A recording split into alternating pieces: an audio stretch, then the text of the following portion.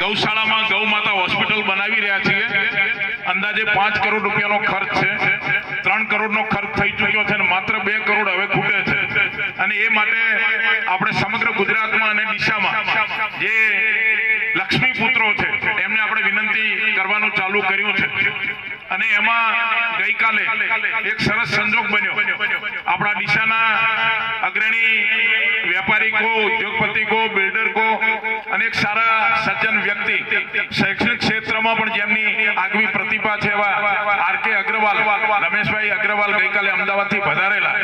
એટલે શશિકાંતભાઈ, અમને આપણા સુરેશભાઈ જમીન દલાલ, એ બધાના માધ્યમથી અમે બધા ગઈકાલે ટેટોડા ગયા અને સાથે ભોજન પ્રસાદ લીધો. આખી ગૌશાળા બતાવી, ગૌ હોસ્પિટલ બતાવી.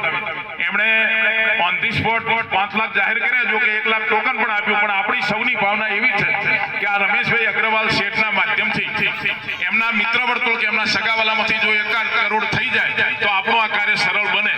અને એ ભાવના મોટા ભાગે એમણે સ્વીકારી છે અને એમને આપણે તાળીઓથી વધાવી પણ લઈએ. જોરદાર.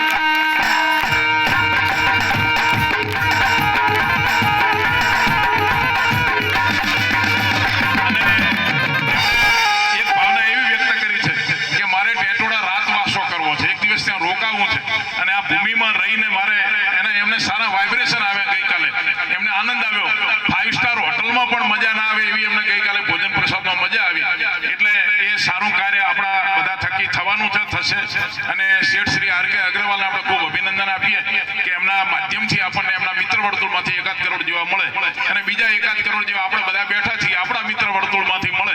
દરેકને વિનંતી, જેને જે અનુકૂળતા હોય, શક્યતા હોય, સારા સંબંધી, સારા મિત્ર, જે લક્ષ્મી પુત્રો છે એ બધાને વિનંતી કરજો. એટલે ધીરે ધીરે આપણું આ કાર્ય પૂરું થાય. આમ તો 14 જાન્યુઆરીએ આપણે ગૌ માતા હોસ્પિટલનું ઉદઘાટન કરવું તો પણ હજુ કામ થોડુંક લંબાશે એવું લાગે છે.